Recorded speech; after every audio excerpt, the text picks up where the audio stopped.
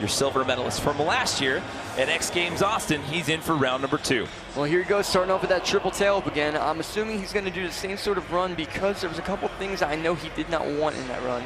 I saw him go over the box jump straight, and that's not Logan Martin. See, well, there you go. We got the 360 double downside tail over instead of the straight jump like we got the last time.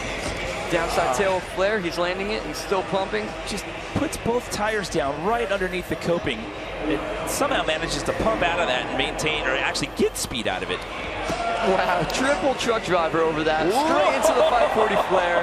A lot of crazy tricks on this run from Logan Martin. He's 2 for 2 on those out here today. Look at that combination, backward board spin to tuck no hander over the box jump.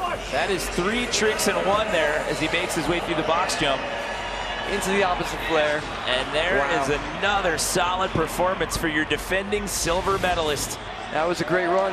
You know, I think it was better than his first run. I think he's going to go. I was just about to ask you to walk that plank, Scotty. Yeah, I'll do it because he had a straight jump in that one run, and he switched it out for a 360 double downside opposite tail. Extremely difficult, extremely difficult. So expect him to jump on up. All right, an 87.33. You are absolutely right. It does improve the score, but it will not improve the placing. So he will stay in second place here